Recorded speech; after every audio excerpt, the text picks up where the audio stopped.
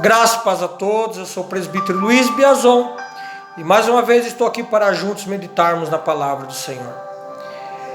Eu quero falar com você sobre o processo de Deus.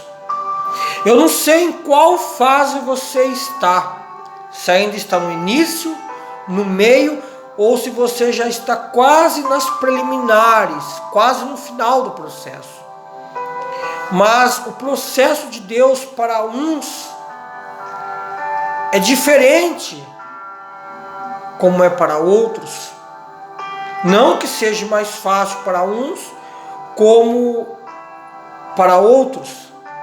O que eu estou querendo dizer é que é a maneira como nós conduzimos o processo de Deus na nossa vida que vai determinar as dificuldades ou vai tornar mais fácil o cumprimento dele sobre nós. O medo faz parte do processo.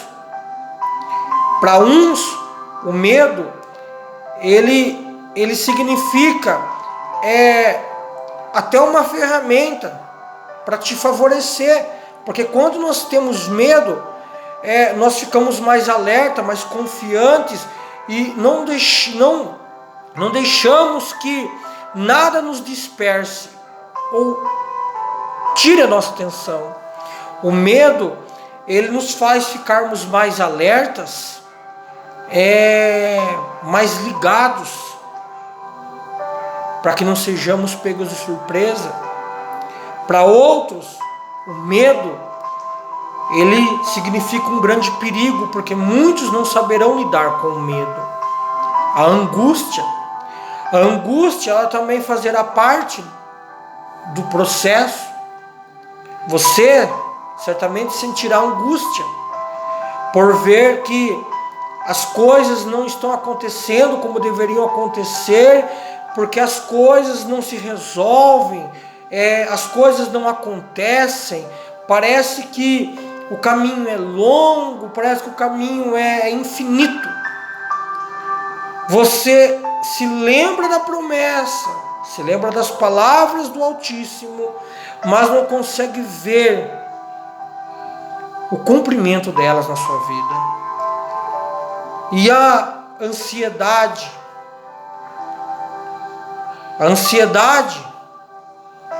de você ver os dias amanhecerem, anoitecerem e novamente amanhecer, anoitecer, e os dias vão se passando e nada acontece. Mas deixa eu te falar uma coisa. O Senhor, Ele tem 3 formas de trabalhar na nossa vida durante o processo. A primeira forma, Ele vai estar ali, do nosso lado, trabalhando ali, de forma integrada com a gente, nos orientando, nos dizendo como fazer, chamando a nossa atenção, dando alguns puxões de orelha, nos impulsionando. Em outro momento, aqueles momentos que nós não teremos forças, nem físicas, nem emocionais, nem espirituais, diante dos problemas, Ele vai resolver, Ele vai agir sozinho. Mas haverá um terceiro momento, em que Ele nem vai estar integrado com a gente, e também nem vai agir sozinho. Ele vai nos deixar caminhar sozinho. Não é porque Ele quer que nós venhamos ser derrotados, que nós venhamos tropeçar e cair, para que venhamos ser ali afrontados, ter a nossa fé sucumbida. Não é nada disso. Tem uma frase que diz assim, que é durante a prova que o professor fica em silêncio. Então, quando o Senhor estiver em silêncio, Ele vai estar só te observando. E é neste momento em que nós vamos adquirir maturidade, nós vamos aumentar os nossos conhecimentos e nós vamos ter o desejo de nos aproximar mais de Deus, de ter mais intimidade com Ele. Então, quando Ele ficar em silêncio, Ele quer apenas que você adquira resistência, força, coragem. Não é para você ter medo e desistir, mas tem muitos que o medo acaba aniquilando todo o poder de Deus na vida dele.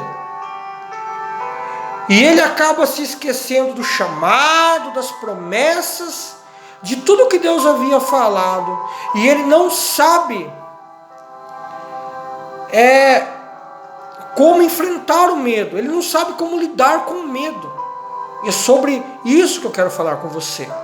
Abra a tua Bíblia comigo no livro do Gênesis, no capítulo de número 12, onde nós vamos ler assim: Abrão desce ao Egito. O capítulo 12 do livro do Gênesis, a partir do versículo 10, onde nós vamos ler aqui o texto que eu quero meditar com você nessa noite. E havia fome naquela terra, e desceu Abrão ao Egito para peregrinar ali, porquanto a fome era muito grande na terra. E aconteceu que, chegando ele para entrar no Egito, disse para Saraí sua mulher: ora, bem sei que tu és uma mulher muito bela e formosa. E será que quando os egípcios te virem, dirão: esta é a sua mulher, e então eles me matarão a mim e guardarão a sua vida. Eu peço então que digas que tu és a minha irmã, para que me vá bem por tua causa, e que eu viva, e que a minha alma permaneça viva por amor de ti. E acontecendo que, entrando Abrão no Egito, viram os egípcios a mulher, que era muito formosa, e viram-na os príncipes de Faraó, e gabaram-na diante de Faraó. E foi a mulher tomada para a casa de Faraó, e fez bem a Abrão por amor dela. E ele teve ovelhas, vacas, jumentos, servas e jumentas e camelos. Feriu, porém, o Senhor a Faraó com grandes pragas, ele e a sua casa, por causa de Saraí, mulher de Abrão. Então chamou Faraó a Abrão e disse: que é isto que me fizestes? Por que não me dissestes que ela era tua mulher? Por que dissestes que ela era tua irmã? De maneira que eu houvera tomado por minha mulher. Pois eis aqui a tua mulher, toma ela e vai-te embora. E Faraó deu ordem aos seus varões a seu respeito, e o acompanharam a ele, a sua mulher, e a tudo quanto tinha. Vejamos bem.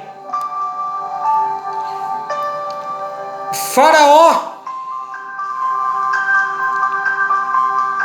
acabou sendo ali ferido, tomado por enfermidade, por causa da mentira de Abrão. Abrão, quando estava na terra de Ur dos Caldeus, ele ouviu a voz de Deus dizendo a ele assim: Abrão, sai da tua terra, do meio da tua parentela, que eu irei te levar para uma outra terra, e lá você será abençoado, lá você será próspero, lá você será pai de uma grande nação, e bem-aventurado serão os seus descendentes. Ele ouviu a voz de Deus e foi. Só que no meio do processo, ele temeu, ele teve medo, e não soube lidar com o medo de ter a sua vida ceifada por causa da beleza da sua mulher quando chegasse no Egito.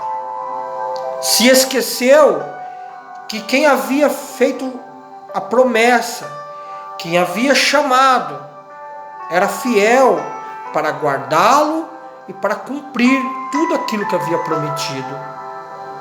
E por causa dele, por causa da sua mentira, a Bíblia, ela não nos relata. Ela apenas nos diz que Saraí foi tomada de Abraão, foi levada até a presença de Faraó. Não sabemos ao certo se Faraó chegou a entrar a Saraí. O que eu estou querendo dizer com isso? Se ele chegou a ter relação sexual ou não com Saraí. Mas o que nós sabemos que Deus ficou tão revoltado com a atitude de Abrão que ele acabou ferindo Faraó e toda a sua casa. Por quê? Por causa da mentira de Abrão, porque ele não confiou no chamado, na promessa e não teve certeza da proteção de Deus sobre a sua vida. Muitos, no meio do caminho, no meio do processo, acabam enfiando os pés pelas mãos, assim como Abrão fez. Que isso sirva de exemplo, de lição, para que não venhamos cometer os mesmos erros. Não queiramos ajudar a Deus, que não precisemos de forma nenhuma mentir, nem sequer vir a prejudicar outra pessoa, para que nós possamos alcançar os nossos objetivos. Porque isso não será necessário. Não será necessário ajudarmos a Deus, não será necessário querermos ajudar o Senhor. Tá bom? Fique com esta palavra. Deus os abençoe. Graça e paz a todos. A paz do Senhor.